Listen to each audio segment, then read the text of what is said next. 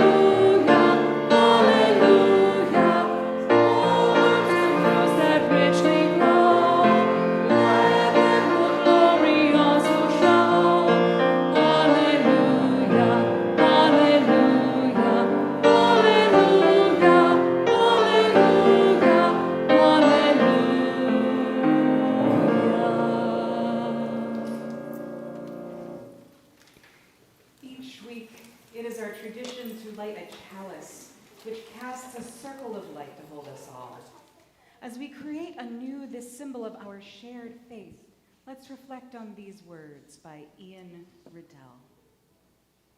Come hoof and trunk and tail and horn and paw and wing and claw.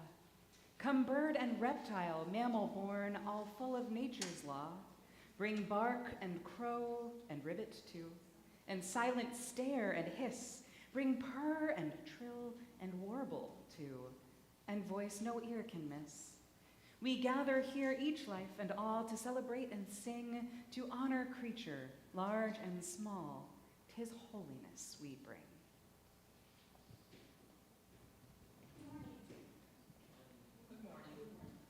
Good morning. There we go. Good morning. So we have 2 craft tables set up to honor our beloved pets. We have one over here where you can sculpt a pet. And if you don't have a pet, you can make your own back there at the table. And after which, give your pet a name. And then you can go over here and make a bracelet with your pet's name. Or if you want to honor a pet that has recently passed, go ahead and you can make a bracelet to honor that pet. Or, any pet that you'll have that is still alive with us. And I'll be back with a story after this.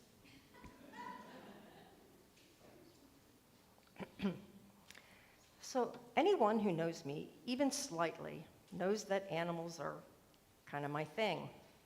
Spoiled pets, domesticated farm animals, or wild creatures, they all fascinate me. Regular attendees in this space will have heard the poem, The Peace of Wild Things, by Wendell Berry, twice in the past month. I read it during the Fall Fun extravaganza that Amy and I facilitated, and Reverend Bran read it last week. But I'm going to read it again because it summarizes my thoughts on animals and the larger nature. Plus, it's short. When despair for the world grows in me, and I wake in the night at the least sound, in fear of what my life and my children's lives may be, I go and lie down where the wood drake rests in his beauty on the water, and the great heron feeds. I come into the peace of wild things, who do not tax their life with forethought of grief. I come into the presence of still water. And I feel above me the day-blind stars waiting with their light. For a time, I rest in the grace of the world and am free. I once saw a local Christian church that had a blessing of the animal service where people brought in their pets to receive a blessing. I thought this was a really great idea. So I asked every minister we had over the past 20 plus years to do the same thing. None of them took the challenge until Rev Bran. Thank you, Rev Bran. Yay! Now, I was picturing a more kind of hands-on kind of gathering, mostly because my one dog desperately needs some sort of an intervention, laying on the hands or something. But even I can admit that bringing actual animals into this space could be both chaotic and messy. I currently share my home with 2 rescue dogs, Sweet Liberty, or Libby, who is an American Staffordshire Terrier, also known as Pit Bull, and a goofy hound mix named Joey, who has a large personality and an attitude to match. He would definitely have been part of the aforementioned chaos. Until Thursday, I had a rescue cat named Muppet, but due to Joey's overlarge attitude, my parents are now fostering Muppet. Animals truly have always been a very important part of my life. Even as a child, I was always rescuing animals like box turtles and abandoned kittens. My siblings, the neighbor kids, and I would walk several miles to a microscopic town called Franklintown to visit a very old general store that had penny candy. Anybody remember penny candy? You have to be at least my age to remember that. Anyway, so several times we brought home stray dogs from there that followed us home. So one actually was appropriately named Follower. And I almost cringe to tell this story now because they could have been somebody's dogs, but I trust that my parents did the right thing and called the Humane Society and the police and all the things you're supposed to do when you find a dog. My first husband, Tom, was not an animal lover. He is one of the few people I have ever met who is not charmed by an exuberant kitten or a frisky puppy. Not charmed at all. On our honeymoon, we went on a safari drive through a park in Toronto. I got the usual lecture about, keeping your windows closed, not sticking your hands out, don't interact with the animals. At this point, I have to say I'm not the best rule follower in the world. But anyway, we started to drive through, and we came upon a zebra. Whereupon I promptly rolled down the window and reached out to pet the zebra. Tom was, of course, horrified. But I calmly said, "That's just a striped horse. I grew up on a horse farm, right? Pet horses all the time." So a little further on, we saw a beautiful tiger about 20 yards away under a tree. Now, I know what you're thinking. I'm not that stupid. I did not roll the window all the way down, just a little bit. So I was talking to the tiger, because that's another thing I do, is I talk to animals. And it started to come towards us. And then it proceeded to jump on the roof of the rental car. Poor Tom was practically having a panic attack, but I thought it was really cool. I was like, "Oh, wow, there's a tiger on our car." He just was beside himself, didn't know what to do, so he kind of drove very slowly, and eventually a ranger came and shooed the tiger off the top of the car. When we got out of the park, there were extremely impressive and very large paw prints on the top of the car. The attendants were very impressed with us, so I thought that was neat. My second husband, though, Stephen, he was a dog lover, and together we adopted 5 rescue dogs, including the aforementioned Liberty and Joey. Steve used to sit for hours on the sofa reading, and Liberty would lie right there next to him with her head in his lap. Sometimes Steve would gesture at Liberty and say, "Debbie, this is my girlfriend," which I thought was very odd, but it was kind of endearing in a way. When I am in the depths, just burying my face in my dog's fur can calm and reassure me. A few years ago, I was let go from a job in a most public and humiliating fashion after having worked 28 years for the Commonwealth of Pennsylvania. I was, as you can imagine, thoroughly devastated. I immediately fired up Indeed, started sending out resumes, but I was still anxious and depressed. Since I suddenly had time on my hands, and I knew from experience that animals soothed my soul, I started working at the Speranza Farm Animal Rescue and found my solace with Penguin, the black and white sheep, beautiful sheep, Juliet, the ginormous sow, and Ethel, the goat. Now I volunteer at the Central Pennsylvania Horse Rescue in Lewisberry, helping to take care of 29 rescued horses by feeding, grooming, and cleaning up after them. As you can imagine, there's a significant amount of hoop to scoop, but it's worth it to be able to commune with my equine friends, like the feisty Minnie, Snickers, and her faithful companion, Daisy, the Palomino halflingers, Twinkles and Alex. I can't imagine my life without animals in it. I hope all of you can also find solace and companionship with whatever species you are drawn to: feline, canine, reptile, avian, whatever makes you happy.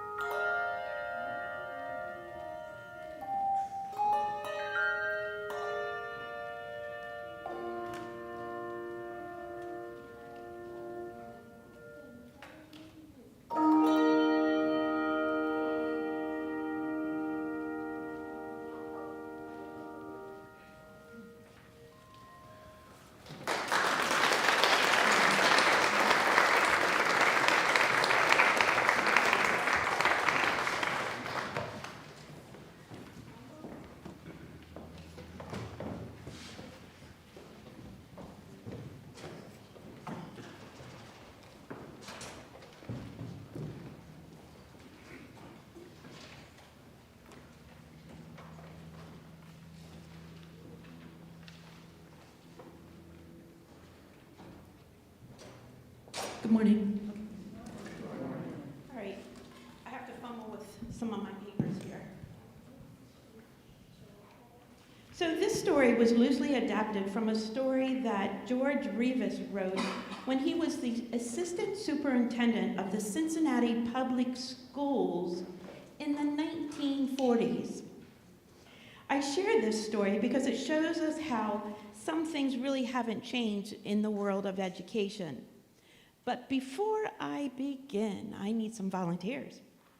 I need somebody to be a duck, a squirrel, an eagle, and a rabbit. So who wants to eagerly come forward and help me out with this story? Come on, Karen.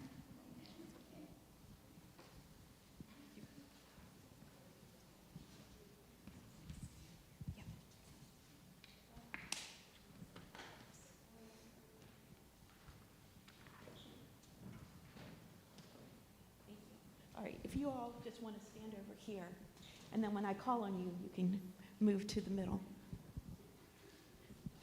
So many years ago, the animals in the Great Forest decided that they wanted to start a school for all their children. Until that time, it had been the responsibility of the parents to teach their children the skills they needed to know. But the animals in the Great Forest wanted their children to learn from professional teachers. So they organized a school and hired staff. The teachers met and decided to provide a standardized educational curriculum to their animal students. So they adopted an activity curriculum consisting of swimming, running, flying, and climbing. All the animals took all the subjects because it was very important to them that no child be left behind. You may see where this is going. To ensure the students were progressing satisfactorily with their achievement tests, they were administered to all of their students. And that's what happened. The ducks. So, yes, Karen. The ducks were excellent in swimming. In fact, the ducks were better than their teacher. But some of the ducks made only a passing grade in flying, and all of them were very poor in running. Since they were slow in running, they had to stay after school for remedial running practice. And they had to drop swimming in order to practice running during their swimming class time. This was kept up until all of the ducks' webbed feet were very sore. And the ducks were so tired that soon they were only average in swimming. But average was acceptable in school, and so nobody worried about that except for the ducks. In running, the rabbits started at the top of their class, but they did very poorly in swimming.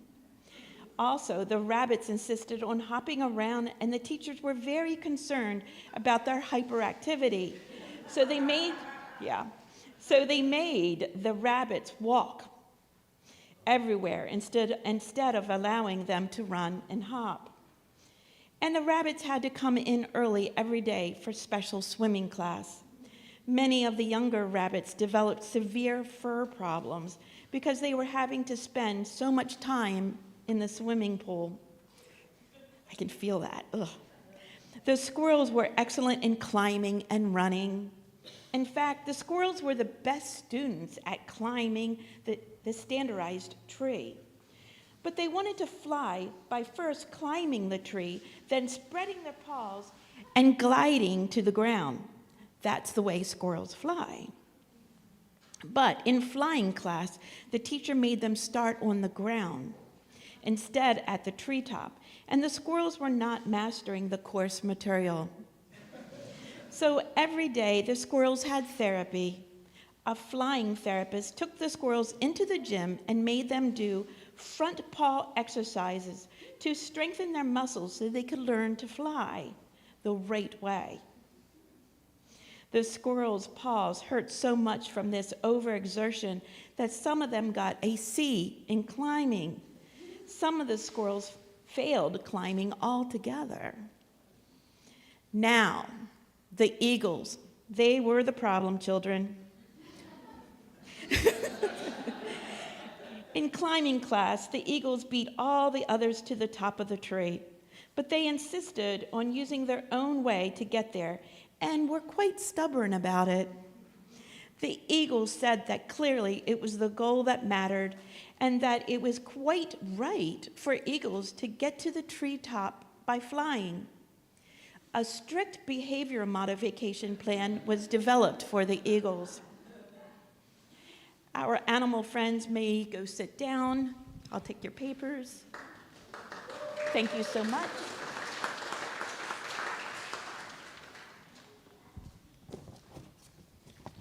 So we can end this story in two ways.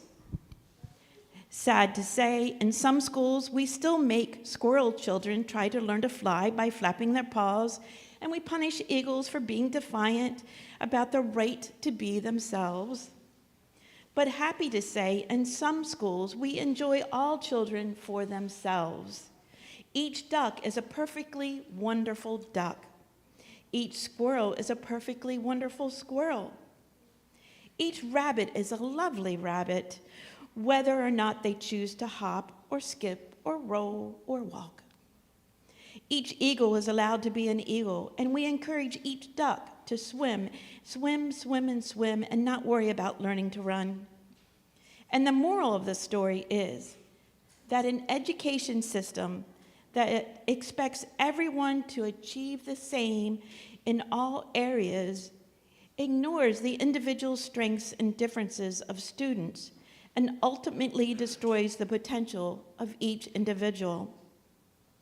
So in this sense, stay true to your skills and the things that come easily to you and bring you joy, and leave the rest to others who excel in those things.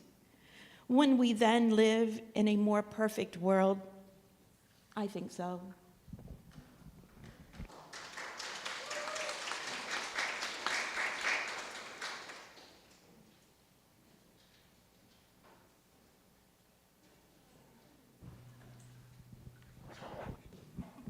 Good morning. I'm Marilyn Facile, and I serve on the Board of Trustees of UCH. I am here to represent the important labor and leadership that our members offer to keep this congregation thriving. Before I call for the morning offering, I want to pass along a special request from our auction team. Our annual auction is coming up in less than 2 months, and we need your help. Namely, we do not have as many items offered as we normally would at this point in the year. If you have something you would like to donate or event you would like to offer, please reach out to Patty Hazel or visit the auction table downstairs during the coffee hour. Your support for this important annual fundraiser is greatly appreciated. Each week, we take up an offering where we ask each other to share money to support the church. We also use half of this money to help a charity, which is doing important work to improve the world. For the month of September, we are sharing with A Miracle for Sure. A Miracle for Sure's mission is to improve the quality of life for individuals and their families whose lives have been impacted by negative life experience, and to provide education, mentoring, and advocacy for individuals and their children as they successfully transform their lives after incarceration and other life-changing experiences. In just a moment, when Chris starts playing the piano, the greeters will start passing offering plates around. You can put cash or checks in the plate when it comes by, but you can also donate online by scanning the QR code on the back of your order of service. Everyone's support is important to this church. Please consider giving what you're able.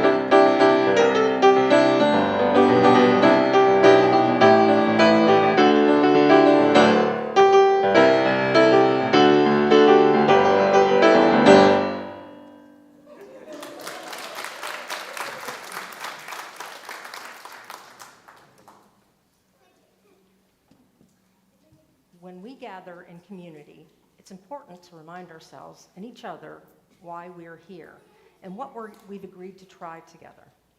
Here at UCH, we've decided our goals are to encourage each other, to equip each other with what we need to succeed, and to empower each other to do good things. We renew this promise by reading our covenant together.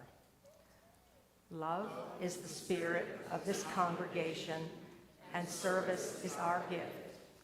This is our great covenant, to dwell together in peace, to seek truth in love, and to help one another.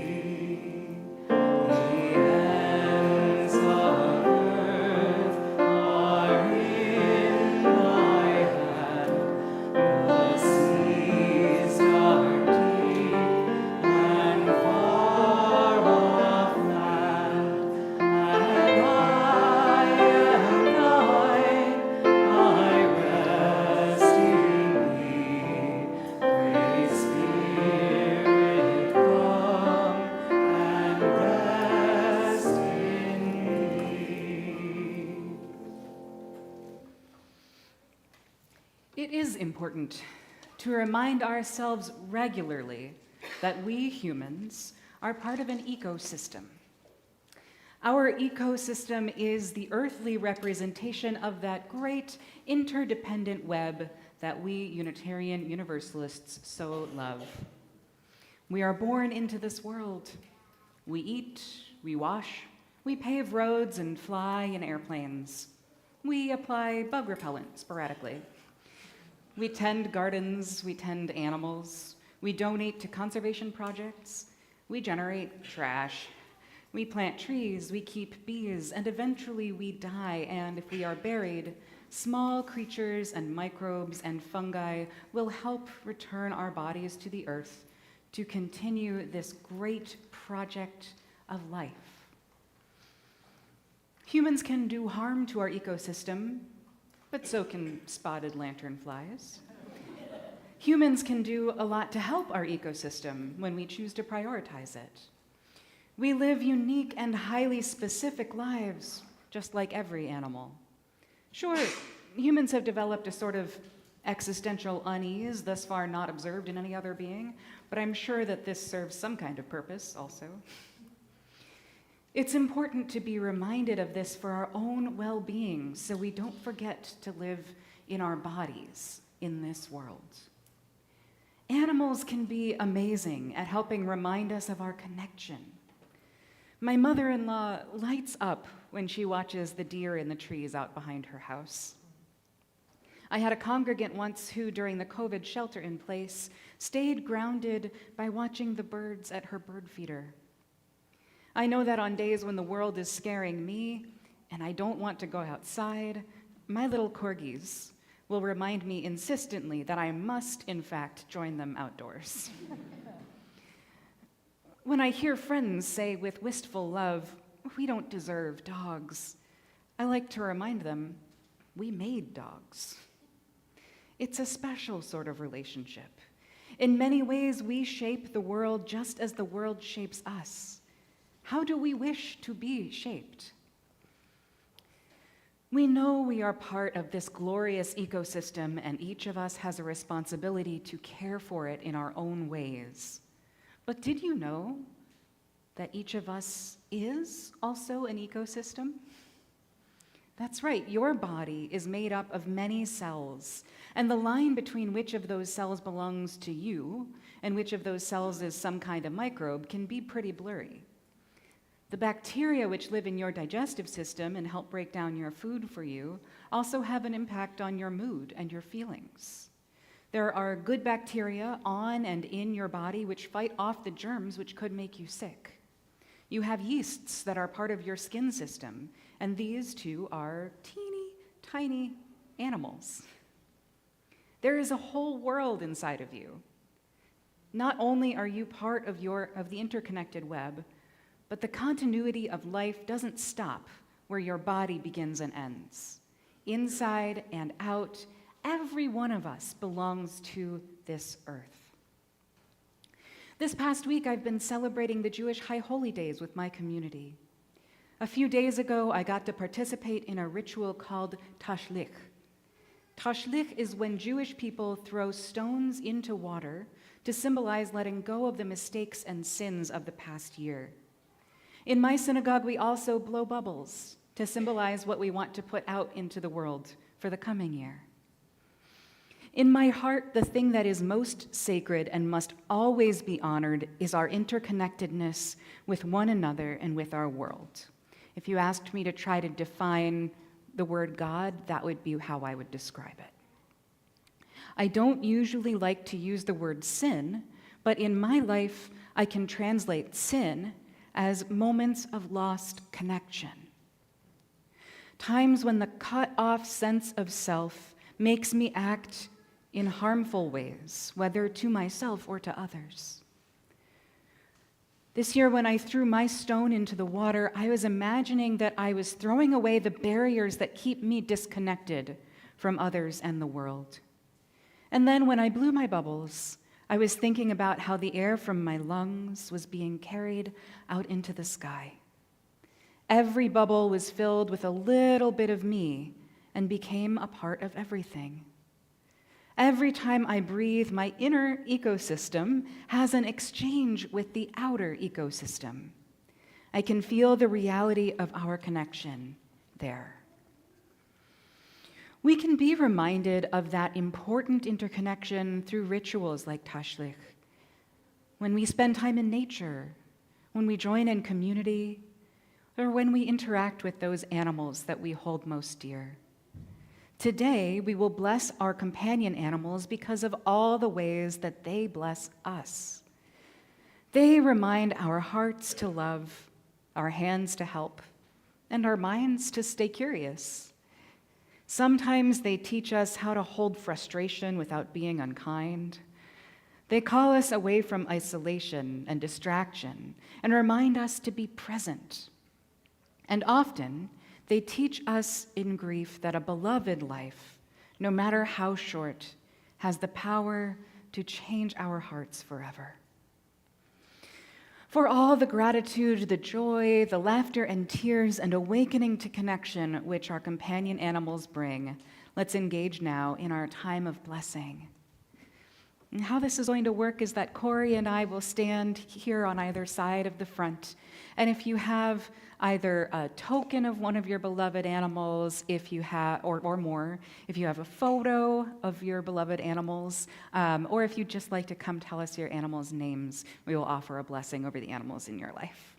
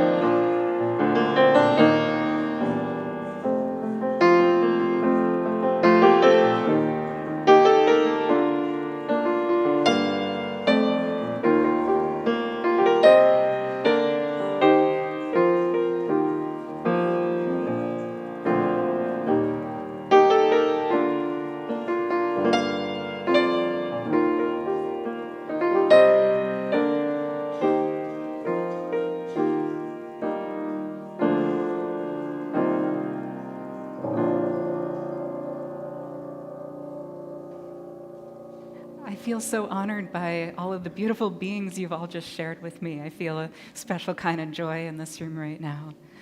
So in that spirit of joy, let's offer a prayer. These are the words of Julian Soto. What it means to have a pet is to love someone who speaks a language you do not. A dog will bow and prance, a cat will purr and blink. A guinea pig will giggle or squeak. A long time ago, a friend of mine had a dog with soft ears and considered herself the pup's guardian, a gentle way to think of protecting and caring for a friend, such a small gesture of respect for a source of boundless love. The dog's long pink tongue lolling in a goofy grin, the cat convinced that kneading and grooming are crucial to this day. A bird asking for a treat, bending a wing to wave. These are friends. They are loves. It's kind of a surprise that you should love someone so much who would eat the butter on the table if they could get away with it. And gets endless hair on the sofa when they aren't even supposed to be on the furniture. When they are called companion animals, it's such an open, tender truth. The endless cuddles and tricks and loyalty, the comfort of fingers to fur and big, adoring eyes. These are friends. They are loves. They stretch our hearts and fill them with their abundance and kindness. When they are gone, our hearts remain larger, though their absence leaves room for expanses of grief. Their love champions and companions us still. Let's join in singing one more time.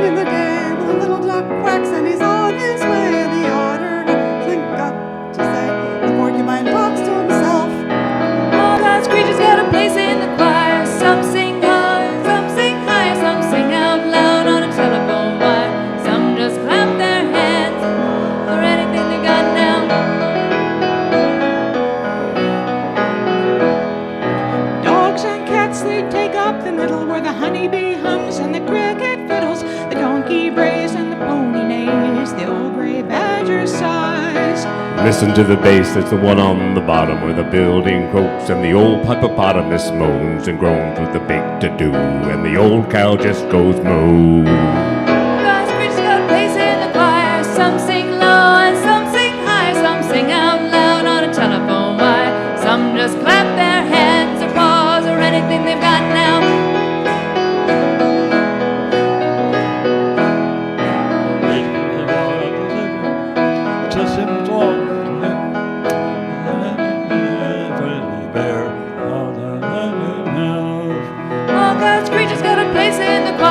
Some sing low and some sing high. Some sing out loud on a telephone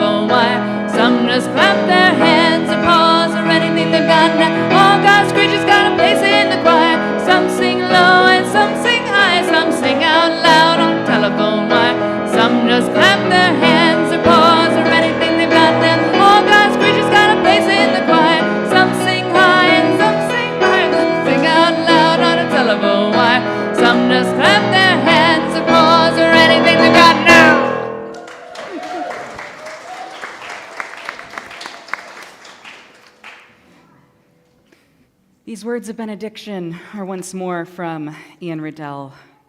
We gather here, each life and all, to celebrate and sing, to honor creature large and small. This holiness we bring. Let us bring that holiness out to the world this week in our lives.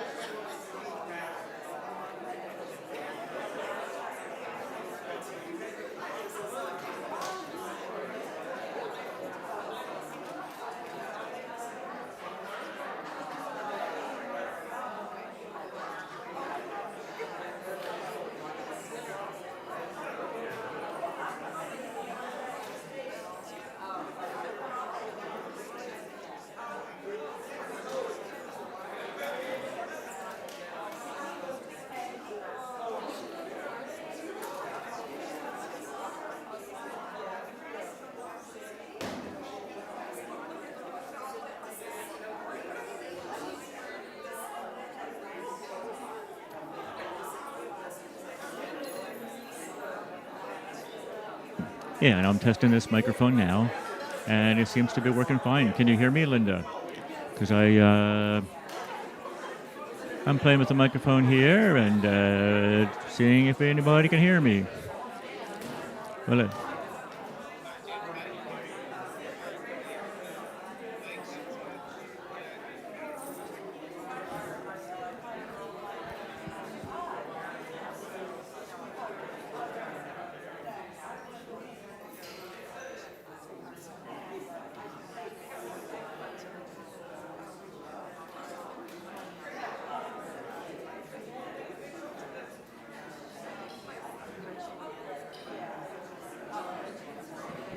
I'm gonna test the microphone here.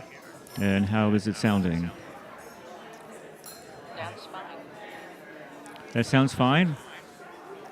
What microphone are you testing and where is it being held?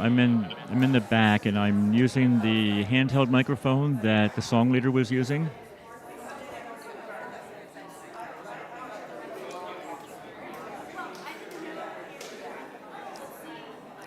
Which one is that?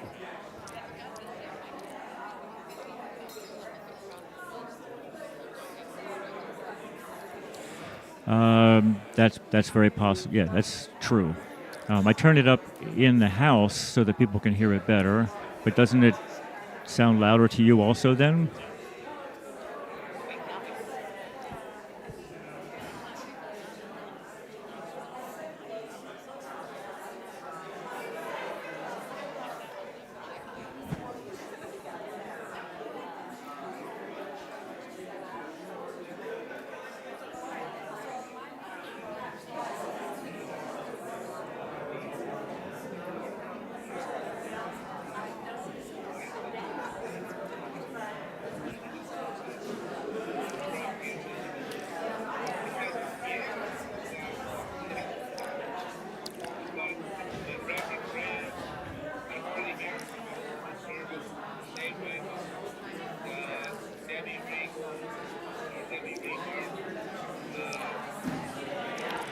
Bran is always quiet.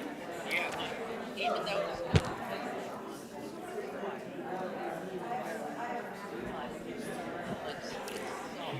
Gotcha. Okay. So I turned up the volume on this handheld microphone. Is that better? I can tell it's louder. Is it good enough? Yeah, that would be fine. Yeah. Yeah. Okay.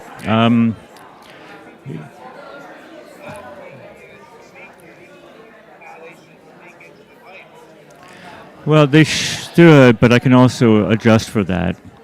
If you can hold on a few more minutes. Oh, wait. Here's the other microphone that Reverend Bran was using. Let's test that one.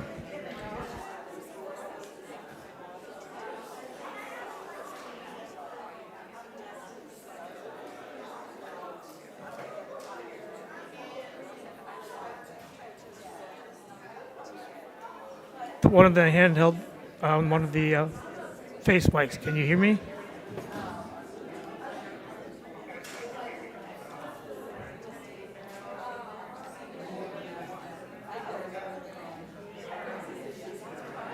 Can you hear me now? Is anything changing?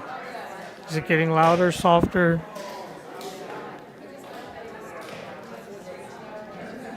I don't know. 40 and 20 years ago. I have to keep talking while David adjusts things on the mixer. He says he has it turned up the whole way. Do you hear it now? Is it good enough now? Okay. This is good to know. Let's see if they can hear. We're going to try another one. What other microphones? What could they hear well, and what could they hear badly during the service? What could you hear well and what could you hear poorly?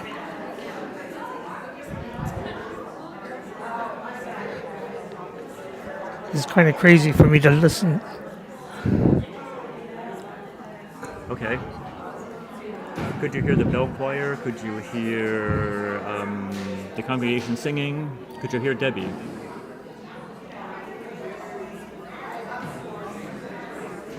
Not very well. Okay. Okay. This is good information. So, Andy, talk a little bit more. Okay. I will talk a little bit more while David thinks through this or tries some other speakers. What are you going to try? You're going to... Is that loud enough? Is it loud enough now with me talking? Can you hear me?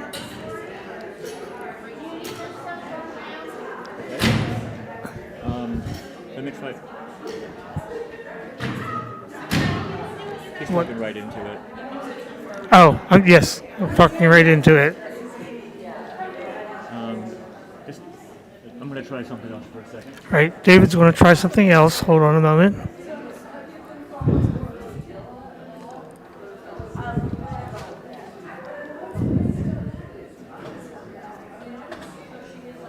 Okay, do you want me to talk? Just wait a minute. See what device it is. Forget. I have to find a setting. All right, he's looking for a setting. Hold on.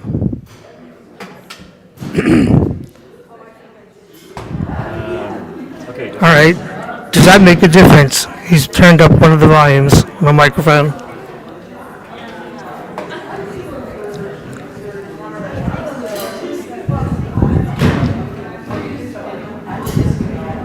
Okay. Well, that's the trade-off. I'll try this one again.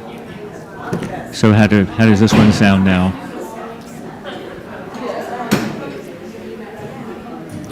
So this is okay? Okay, good to know. When we initially set this up, we were having some trouble with distortion. We had turned up the volume too loudly and too high, so we turned it back down just a smidge. But maybe that has corrected itself? So there's no distortion now?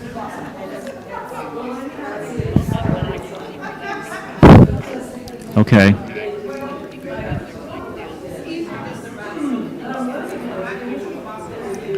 Yeah. Well, right now I'm just worried about being loud enough. So if this has helped, then we'll keep this for next week.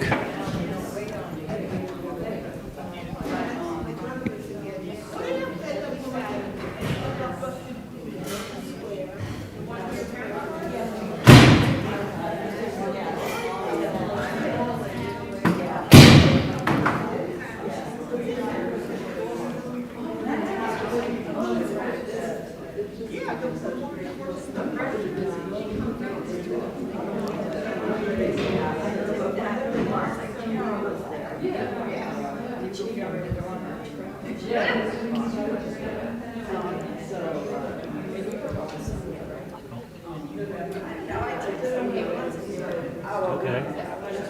All right. Well, we'll try this next week. Okay. Thanks. No, you bet, and thank you for your feedback. Okay. Okay. Bye-bye, everybody. Bye-bye. I'm still live here. Hold on. David, I have a question for you. Yes, ma'am. Mary House, I told her about the renovations, and I wanted to send her pictures, and I think my David said that there was a link in early